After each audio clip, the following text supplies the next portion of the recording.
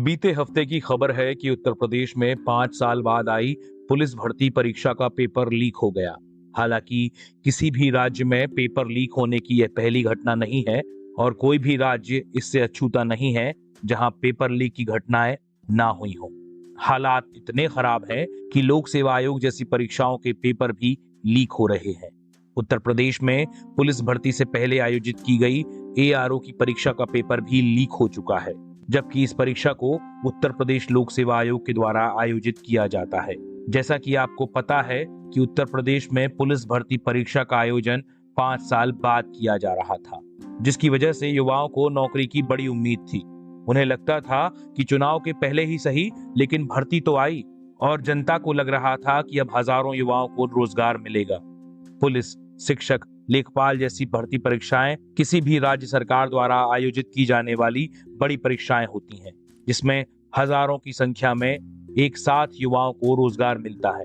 राज्य सरकारों के स्तर पर देखा जाए तो ऐसा कोई राज्य नहीं है जहां शिक्षकों और पुलिस कर्मियों की कमी ना हो, जिसके चलते वर्तमान कर्मचारियों पर भी अतिरिक्त बोझ पड़ता है। उसके बाद भी सरकारें कुछ भर्तियां निकालने के लिए सालों का इंतजार करती हैं और उसके बाद भी पेपर लीक जैसी घटनाओं को अगर रोक नहीं पाए तो इसे उनकी असफलता ही माना जाए या फिर कुछ और कहा जाए। तमाम गैर सरकारी रिपोर्टों के अनुसार इस समय देश में बेरोजगारी की दर अपने उच्चतम स्तर पर है। वहीं सरकारें हर छोटी मोटी भर्ती प्रक्रिया में सफल हुए उम्मीदवारों को नियुक्ति पत्र देने के लिए बड़ी बड़ी रैलियों का आयोजन तक कर रही हैं, जहां प्रधानमंत्री और मुख्यमंत्री सहित मंत्रियों को भी आमंत्रित किया जाता है, जिससे कि जनता को बताया जा सके कि युवाओं को रोजगार उनकी पार्टी की सरकार होने की वजह से ही मिल रहा है। यह जानते हुए भी कि इस तरह से नियुक्ति पत्रों का वितरण युवाओं के साथ किसी भद्दे मजाक से ज्यादा नहीं है, जिसमें उनकी सालों की मेहनत और इंतजार को राजनीतिक दल अपनी सफलता बनाकर प्रचारित करते घूमते हैं। उससे भी बड़ी बात, अपनी असफलताओं को छिपाने के लिए राज्य सरकारें युवाओं को अगले कुछ महीनों में पेपर कराने, आरोपियों पर कार्रवाई करने और उन्हें कड़ी सजा दिलाने जैसे लोक लुभावने वादे करती हैं। लेकिन समस्या की असली जड़ तक किसी भी राज्य की कोई भी सरकार नहीं जाना चाहती।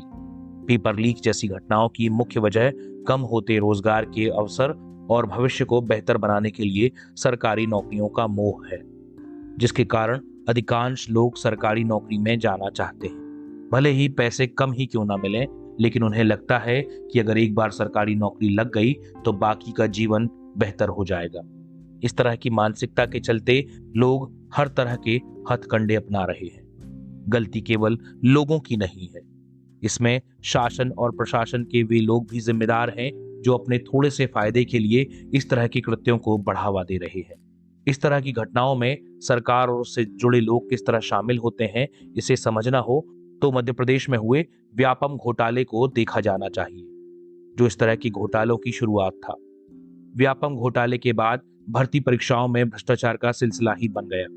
अब शायद ही कोई परीक्षा ऐसी है जिसमें घोटाले के आरोप ना लगते हों। उत्तर प्रदेश में ही सालों पहले आयोजित की गई शिक्षक भर्ती को लेकर अभी भी कोर्ट में केस चल रहा है।